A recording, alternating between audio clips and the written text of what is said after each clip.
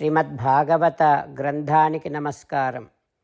నిగమకల్పతరోర్గళితం ఫలం సుఖముఖాదమృతద్రవ సంయుతం పిబత భాగవతం రసమాలయం ముహురహో రసికా భువి భావుకాః. శ్రీసుఖయోగీంద్రుల వారికి నమస్కారం. యం ప్రవ్రజంతమనుపేతమపేతకృత్యం ద్వైపాయనో విరహకాతర ఆజుహావ పుత్రేతి తన్మయతయా తరవోభినేదుః తం సర్వభూతహృదయం మునిమానతోస్మి. నరనారాయణులకు, చతుర్ముఖ బ్రహ్మకు, సరస్వతీదేవికి, వ్యాసమహర్షుల వారికి నమస్కారం.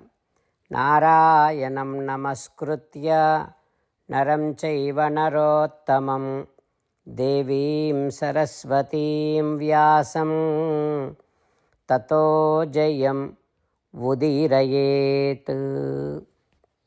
శ్రీమద్భాగవతము 5వ స్కంధములో సూత మహాముని శౌనకాది మహర్షులందరికీ ప్రవచనం చేస్తూ ఈ రకంగా చెబుతూ ఉన్నాడు.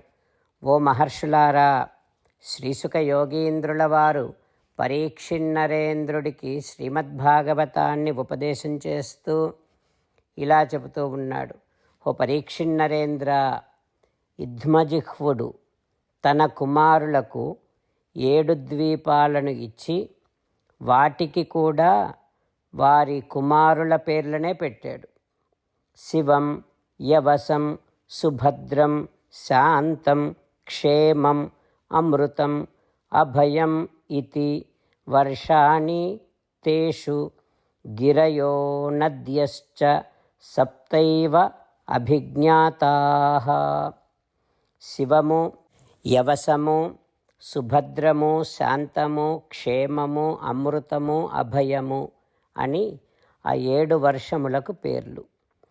ఆ వర్షములలో 7 పర్వతాలు, 7 నదులు ఉన్నాయి. మణికూటము, వజ్రకూటము, ఇంద్రసేనము, జ్యోతిష్మంతము, సుపర్ణము, హిరణ్యష్టీవము, మేఘమాల అని 7 పర్వతాలు. అరుణ, నృమ్న, ఆంగీరసి, సావిత్రి, సుప్తభాత, ఋతంభర, సత్యంభర అనేటటువంటివి 7 నదులు. ఈ నదీ జలాల స్పర్శ చేత, ఈ నదీ జలాల పానము చేత, ఈ నదీ జలాల స్నానము చేత భారతవర్షవాసులందరూ రజస్తమస్సులను తొలగించుకుంటూ ఉంటారు. అయితే హంసలు, పతంగులు, ఊర్ధ్వాయనులు, సత్యాంగులు అని ఒక 4 వర్ణాల వారు ఉంటారు. వీరు 1000 సంవత్సరాలు జీవిస్తారు, దేవతల్లాగా సుందరంగా ఉంటారు అంటూ శ్రీసుఖ యోగీంద్రుల వారు ఉపదేశం చేస్తూ ఉన్నారు. ఈ సృష్టిలోని ఒక్కొక్క భాగాన్ని భగవంతుడు చేసినటువంటిది కనుక దానిని వినటమే ఒక మహాపుణ్యము.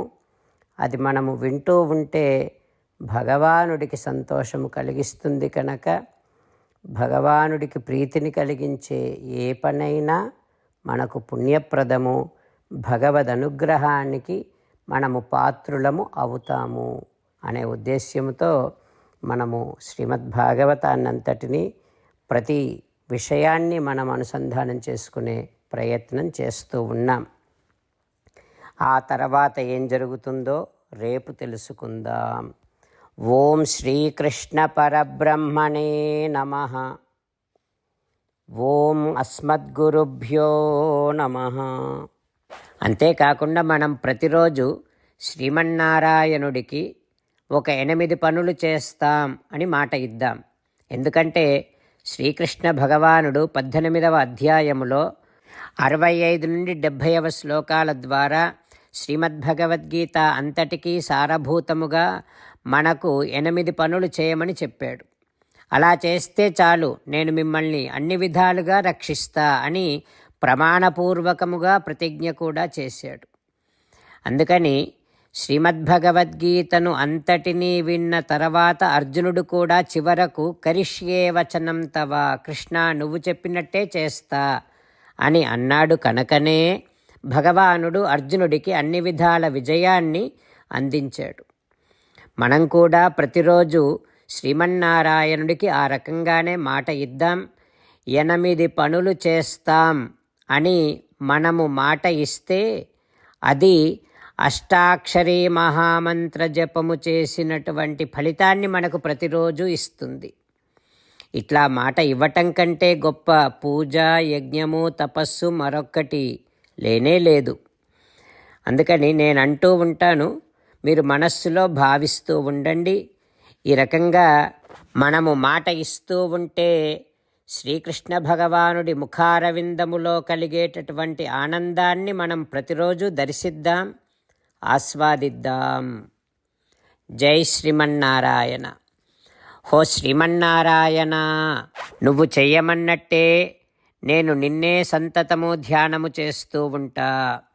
హో శ్రీమన్నారాయణ, నువ్వు చెప్పినట్టే నేను నీ భక్తుడిగానే ఉంటా. హో శ్రీమన్నారాయణ, నువ్వు చెయ్యమన్నట్టే నేను నా విధులను, కర్తవ్యాలను నీ సేవగా, నీ తృప్తి కోసమనే సక్రమంగా నిర్వర్తిస్తూ ఉంటా. హో శ్రీమన్నారాయణ, నువ్వు చెప్పినట్టే నేను నీవాడిని అనే మహావిశ్వాసముతో నీకే నమస్కరిస్తూ ఉంటా. హో శ్రీమన్నారాయణ, మామేకం శరణం వ్రజ, నన్ను ఒక్కడిని మాత్రమే శరణు వేడుకో అని నువ్వే అన్నావు కనుక నేను నిన్ను ఒక్కడిని మాత్రమే శరణు వేడుకుంటా.